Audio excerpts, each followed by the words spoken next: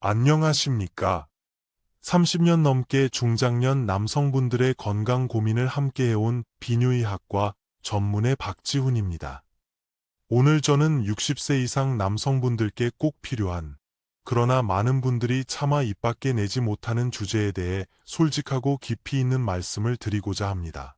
바로 자위행위와 전립선 건강의 연관성입니다. 결코 부끄럽거나 숨겨야 할 이야기가 아닙니다. 오히려 이 문제를 외면하거나 소극적으로 대처할 때 남성의 삶의 질을 현저히 떨어뜨리는 심각한 전립선 문제로 이어질 수 있다는 사실을 강조하고 싶습니다. 진료실에서 저는 매일같이 수많은 어르신들을 만납니다. 밤새 화장실을 대여섯 번씩 드나드시느라 잠을 설치시는 분, 아침에 발기력이 현저히 떨어져 당혹감을 느끼시는 분, 소변이 찔끔 새어나와 예출마적거리시는 분들까지.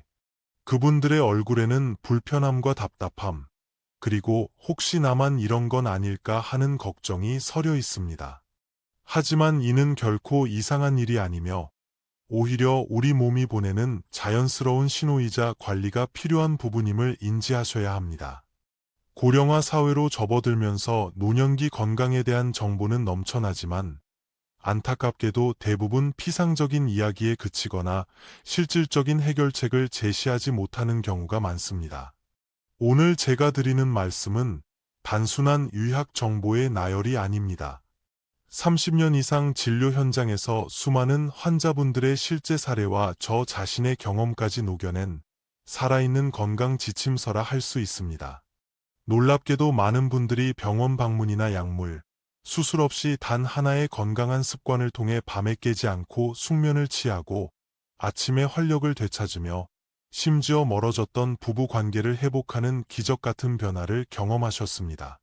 혹시 지금 이 순간 나이 들어서 그런 거겠지라며 불편함을 참고 계시진 않으신지요? 밤에 2번 이상 화장실을 가시거나 소변 줄기가 약해지고 잔유감을 느끼시거나 아침 발기력이 예전 같지 않다면 이는 명백히 몸이 보내는 경고 신호입니다.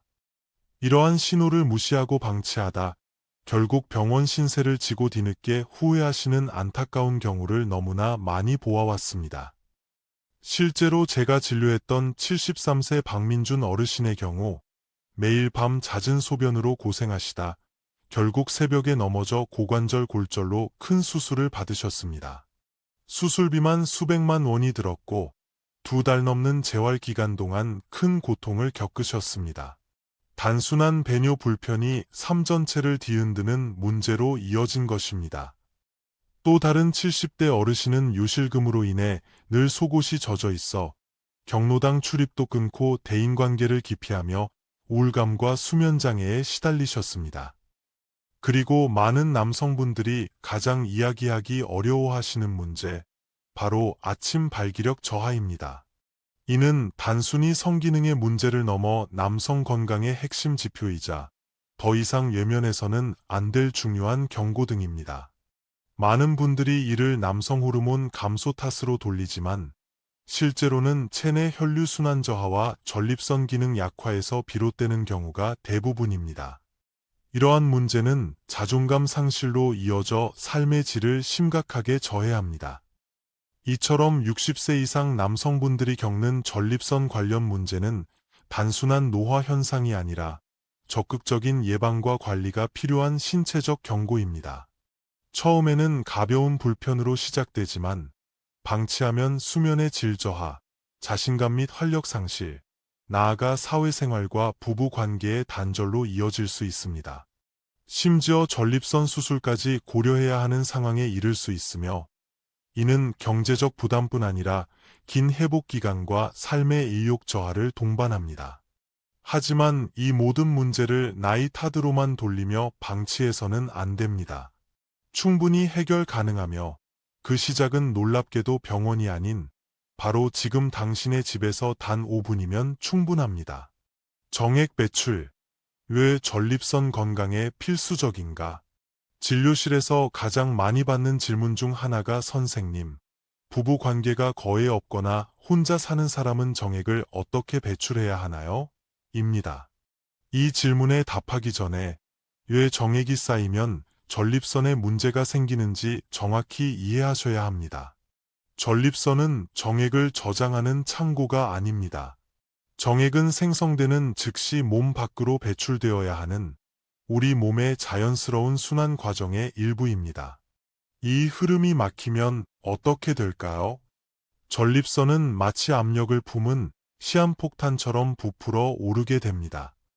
배출되지 못한 정액은 전립선 내부에 정체되어 찌꺼기처럼 쌓이고, 이는 염증, 부종, 압박을 유발하여 전립선 기능을 손상시킵니다.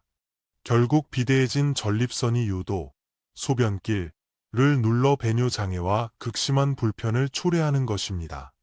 이는 단순한 추측이 아닌 수많은 국제 연구를 통해 과학적으로 입증된 사실입니다.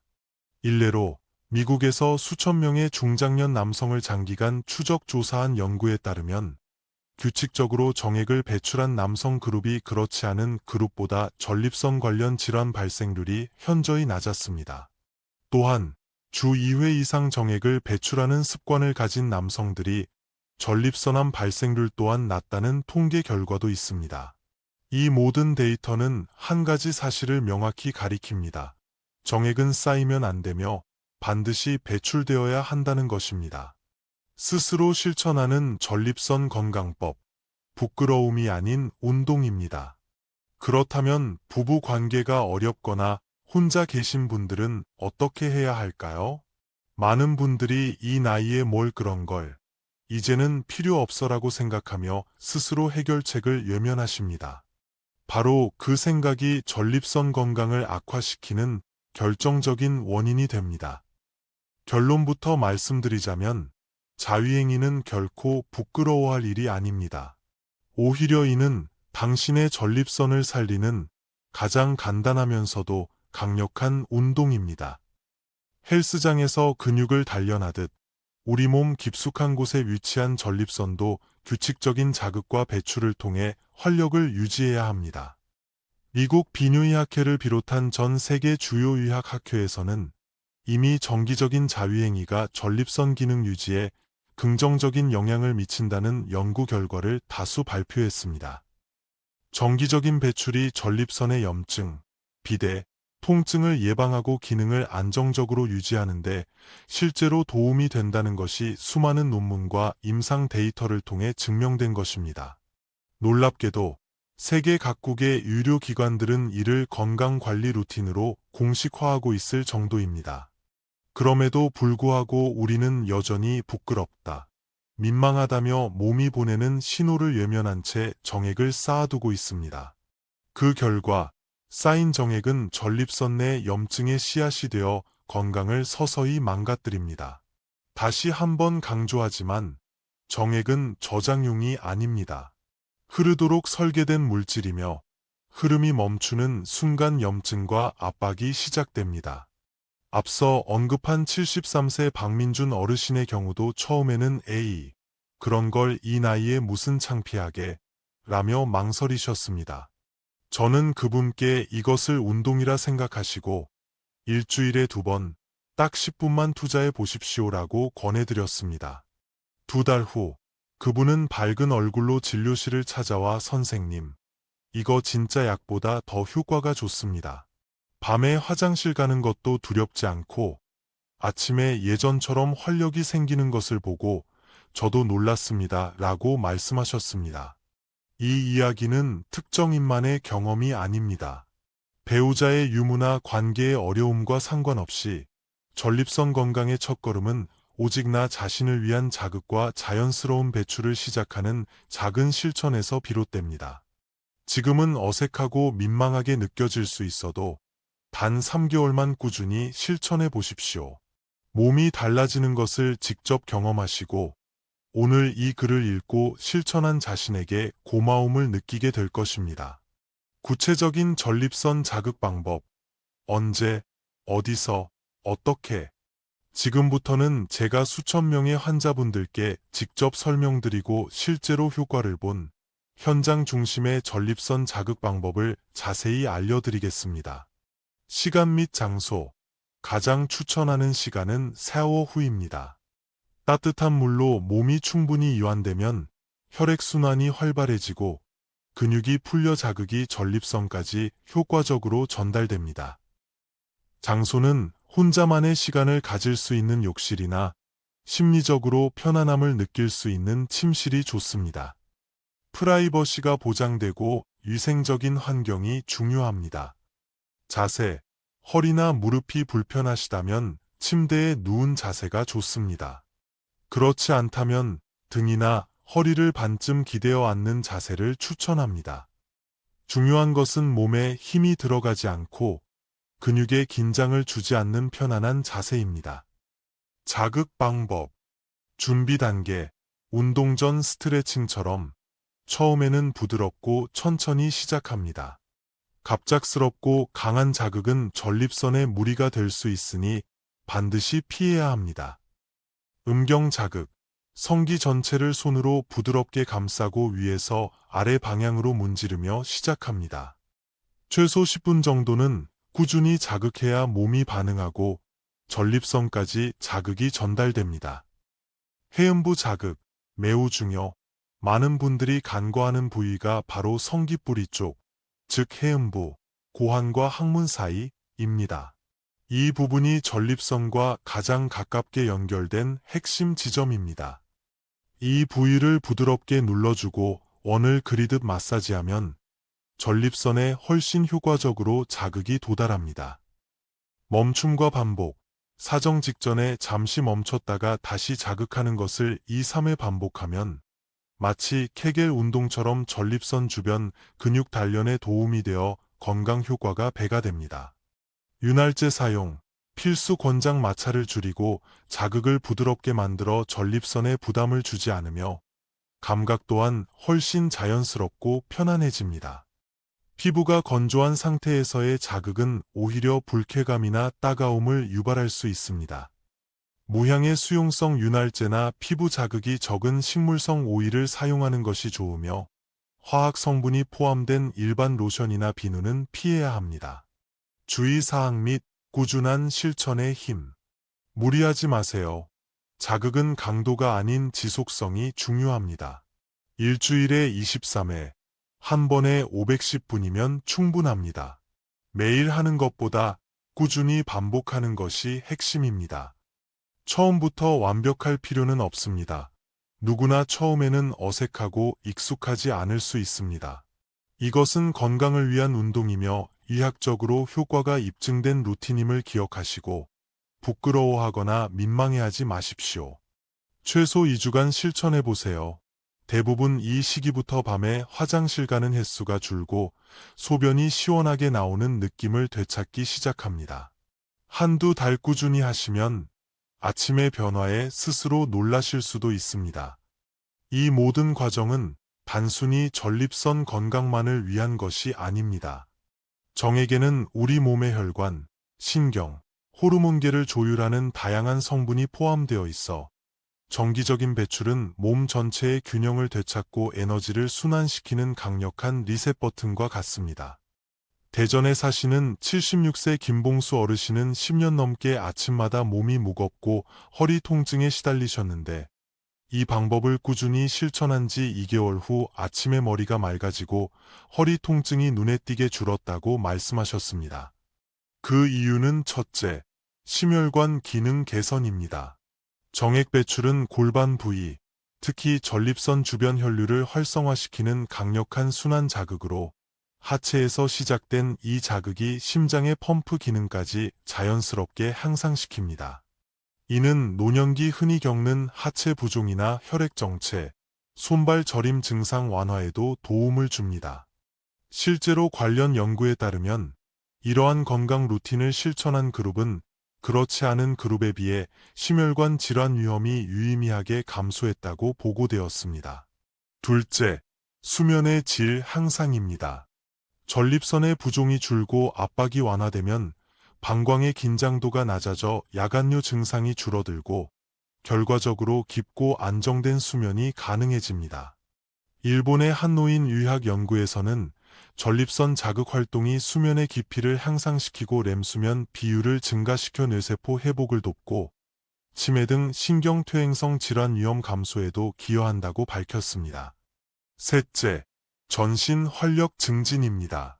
하체 근육, 특히 해음부와 골반저 근육들이 자연스럽게 단련되면서 제2의 심장이라 불리는 이 부위의 혈류순환이 개선되고, 이는 요실금 감소, 허리 통증 완화, 전반적인 컨디션 향상으로 이어집니다. 파트너 유무와 관계없이 중요한 것은 내 몸을 위한 순환을 어떻게 실천하느냐입니다. 흐르지 않는 강이 썩듯 우리 몸속 순환도 멈추면 독소가 쌓이고 기능이 저하됩니다. 지금 이 순간에도 당신의 몸은 변화를 기다리고 있습니다. 나중에, 언젠가라는 말은 늘 후회의 시작이었습니다. 실제로 전립선암 진단을 받은 박진석 어르신도 처음에는 단순한 배뇨 불편으로 병원을 찾으셨지만 이미 암세포가 상당히 진행된 상태였습니다. 오늘 이 글을 읽으신 것을 전환점으로 삼아 보십시오. 당신의 손끝, 단 5분의 투자가 몸 안 깊은 곳에서부터 놀라운 변화를 시작할 수 있습니다. 이것은 결심이나 거창한 준비가 필요한 일이 아닙니다.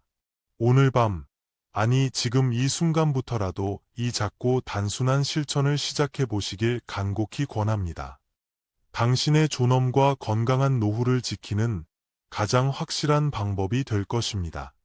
이 정보가 주변에 꼭 필요한 분이 있다면 부끄러워하지 마시고 공유해 주십시오. 당신의 작은 행동이 누군가의 삶을 바꿀 수 있습니다. 무릎 통증 없는 건강한 노후, 정형외과 전문의 김현우가 함께합니다. 할머니, 같이 모래성 만들어. 아이고, 우리 강아지. 할미는 무릎이 아파서 여기서 지켜볼게. 안녕하십니까? 20년간 수많은 무릎 통증 환자분들의 삶의 희망을 드리고자 노력해온 정형외과 전문의 김현우입니다. 방금과 같은 대화, 혹시 여러분의 일상은 아니신가요? 사랑하는 손주와 마음껏 뛰어놀고 싶지만 지긋지긋한 무릎 통증 때문에 소중한 시간을 포기하고 계시진 않으신지요? 자식들에게 짐이 될까 두려운 마음, 내 인생은 여기까지인가 하는 절망감. 저는 이러한 마음의 상처까지 보듬으며 환자분들을 만나왔습니다. 그리고 놀라운 사실을 발견했습니다. 무릎 수술을 권유받은 환자 중 무려 60% 이상이 수술 없이도 통증에서 벗어나 건강한 삶을 되찾을 수 있다는 것입니다. 거짓말 마세요. 다른 병원에선 당장 수술해야 한다고 했는데 제 환자였던 박순애 어르신의 첫 반응이었습니다. 박순애 어르신은 70세로 4년 전 양쪽 무릎 모두 인공관절 수술을 권유받으셨습니다. 하지만 저희 병원에서 꾸준한 비수술적 치료와 생활습관 개선을 통해 지금은 선생님, 지난 주말에 손주들이랑 바닷가 가서 모래성도 만들고 조개도 주웠어요. 제 인생에서 가장 행복한 날이었어요. 라며 환하게 웃으십니다. 오늘 이 글이 여러분의 인생을 바꿀 수 있습니다. 단 5분만 집중해 주십시오. 무릎 통증 없는 새로운 삶으로 가는 비밀을 알게 되실 겁니다. 내 무릎, 왜 이렇게 아픈 걸까요? 무릎 구조의 비밀. 선생님, 제 무릎은 왜 이렇게 아픈 거죠? 하루에도 수십 번 듣는 질문입니다. 무릎은 우리 몸에서 가장 큰 관절로 평생 우리 몸무게를 지탱하며 엄청난 일을 해냅니다. 놀랍게도 평지를 걸을 때조차 체중의 23배, 계단을 오를 때는 무려 45배의 무게가 무릎에 실립니다. 60kg인 분이라면 매 걸음마다 12만 180kg, 계단에서는 24만 300kg의 압력이 가해지는 셈입니다. 우리 무릎은 이 무게를 어떻게 견딜까요? 무릎은 뼈, 연골, 물렁뼈, 인대, 근육이라는 정교한 부품들로 이루어져 있습니다. 연골, 물렁뼈와 뼈 사이에서 충격을 흡수하는 쿠션 역할을 합니다. 자동차의 충격 흡수 장치와 같습니다. 허벅지뼈와 정강이뼈 사이에는 초승달 모양의 반월상 연골판이, 뼈 끝부분에는 매끈한 관절 연골이 덮여 있어 마찰을 줄여줍니다. 마치 프라이팬 코팅과 같죠. 하지만 이 연골에는 혈관이 없어 한번 손상되면 회복이 매우 어렵습니다. 이것이 바로 관절염의 시작입니다. 인대, 무릎이 앞뒤로 흔들리지 않게 잡아주는 밧줄과 같습니다. 특히 무릎 안쪽의 X자 모양으로 교차하는 십자인대가 중요합니다. 근육, 무릎 주변 근육, 특히 허벅지 앞쪽 근육, 대퇴사두근, 무릎을 튼튼하게 지탱하는 가장 중요한 구조물입니다. 안타깝게도 우리나라 어르신들은 서양인보다 무릎 관절염이 훨씬 많습니다. 가장 큰 원인 중 하나는 바로 쪼그려 앉는 생활 습관입니다. 쪼그려 앉는 자세는 무릎 관절의 체중의 최대 8배에 달하는 엄청난 압력을 가합니다. 60kg인 분이 쪼그려 앉으면 무릎에 무려 480kg, 거의 냉장고 한 대 무게가 실리는 것과 같습니다. 무릎 관절염, 나는 몇 단계일까요? KL 등급 1에서 4단계. 무릎 관절염은 암처럼 1기부터 4기까지, 이학적으로는 KL 등급, 켈그랜-로런스 그레이드로 구분합니다. 1단계, 초기 이전 거의 정상에 가깝지만 50대부터 미세한 변화가 시작될 수 있습니다. 등산 후 무릎이 시큰거리는 증상 등이 나타날 수 있습니다. 관리가 필요한 시점입니다. 2단계, 초기 관절염 뼈 사이 간격이 약간 좁아지고 뼈 가장자리에 작은 돌기, 골극가 생기기 시작합니다. 무리할 때 통증이 느껴집니다. 박말자 어르신, 65세, 시장에서 장을 보고 나면 무릎이 아프다고 하셨는데 2단계였습니다. 이 단계에서 적극적으로 관리하면 3, 4단계로 진행되는 것을 막거나 늦출 수 있습니다. 3단계, 중기 관절염 뼈 사이 간격이 확실히 좁아지고 뼈 돌기가 뚜렷해집니다. 일상생활에서도 통증이 느껴지기 시작합니다. 정미순 씨, 60세, 는 아파트 3층 계단 오르내리기가 힘들다고 하셨는데 3단계였습니다. 날씨가 굽거나 오래 앉아있다 일어날 때 통증이 심해지고 아침에 무릎이 뻣뻣한 증상이 나타납니다. 4단계, 말기 관절염 관절 간격이 거의 없어져 뼈와 뼈가 맞닿게 됩니다. 심한 통증과 함께 무릎 모양이 변형, 오자형 다리 등 되기도 합니다. 이정필 어르신, 70세, 지팡이 없이는 화장실 가기도 힘들고 밤의 통증 때문에 잠을 못 이룬다고 하셨습니다. 여기서 매우 중요한 사실, 엑스레이 결과와 실제 통증 정도가 항상 일치하지는 않습니다. 4단계인데도 통증이 심하지 않은 분도 있고 반대로 2단계인데도 극심한 통증을 호소하는 분도 있습니다. 제 환자 중 이영심 어르신, 70세, 4단계였지만 약물 치료와 운동으로 통증 없이 즐겁게 생활하고 계십니다. 절대 포기하지 마십시오. 어느 단계든 희망은 있습니다. 병원에 가시면 선생님, 제 무릎은 몇 단계인가요? KL 등급으로는 어디쯤인가요? 라고 꼭 여쭤보시고 자신의 상태를 정확히 아는 것이 관리의 첫걸음입니다. 수술 없이 무릎 건강 지키는 7가지 생활 비법. 선생님, 수술 말고 집에서 할 수 있는 건 뭐가 있을까요? 제가 20년간 환자분들께 강조해온 TV에도 잘 안 나오는 무릎 관리 비법을 공개합니다. 체중 조절, 몸무게 1kg 감량 시 무릎 부담은 4kg 줄어듭니다. 제 환자 이영란 어르신, 63세, 매일 30분 걷기로 5kg을 빼신 후 무릎 통증이 절반으로 줄었다며 5년 만에 손주들과 놀이공원도 다녀오셨다고 기뻐하셨습니다. 쪼그려 앉기 금지, 무릎 뒤쪽 연골에 치명적입니다.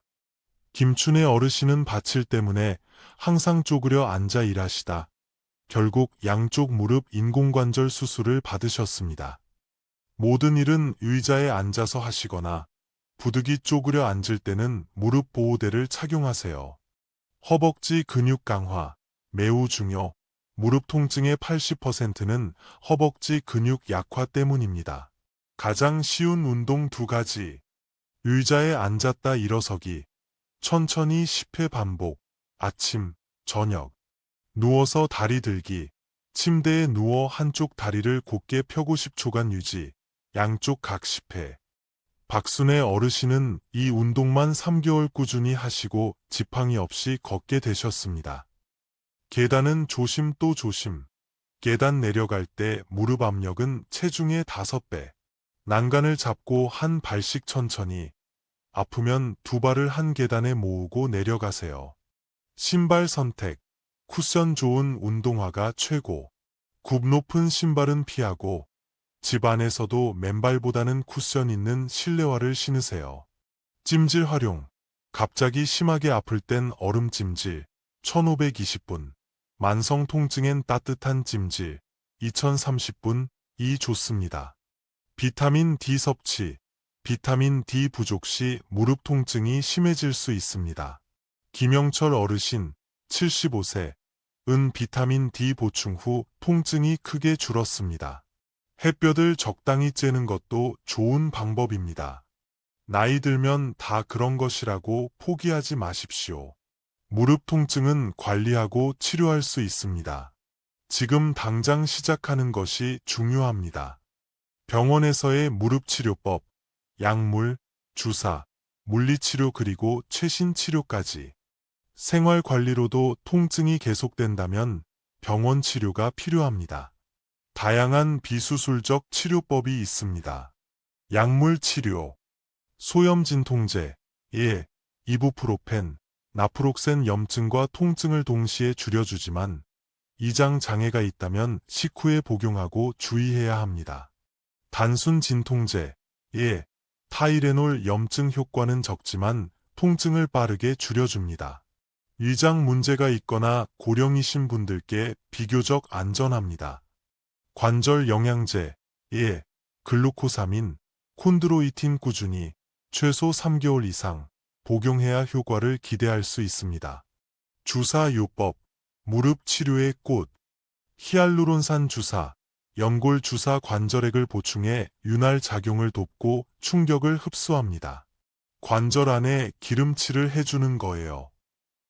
보통 일주일에 한 번씩 35회 맞으며 효과는 6개월 1년 정도 지속됩니다. 김명순 어르신 67세 은 이 주사 맞고 계단 오르내리기가 훨씬 수월해졌다고 하셨습니다. DNA 주사, PDRN 주사 연어에서 추출한 성분으로 혈관 성장 촉진 및 조직 재생에 도움을 줍니다. 초기 관절염에 효과적입니다. PN 관절강내 주사, 폴리뉴클레오티드 성분으로 연골 주사보다 업그레이드된 개념으로 윤활 효과와 함께 염증 감소 및 연골 보호 효과를 기대할 수 있습니다. 프롤로 주사, 인대 강화 주사 약해진 인대나 힘줄 부위에 직접 주사하여 강화를 유도합니다. 무릎이 불안정한 느낌이 있을 때 고려할 수 있습니다. 콜라겐 주사, 연골의 주요 구성 성분인 콜라겐을 직접 보충해 줍니다. 이 3단계 관절염 환자에게서 긍정적인 효과를 보기도 합니다. 스테로이드 주사, 뼈 주사, 매우 주의, 강력한 항염증 효과로 통증을 빠르게 줄여주지만 장기적으로 연골을 손상시키고 관절을 약하게 만들 수 있습니다. 카드비드로 카드빚 갚는 것과 같아요. 저는 1년에 2회 이내로 사용을 엄격히 제한하며 정말 필요할 때만 신중하게 사용합니다.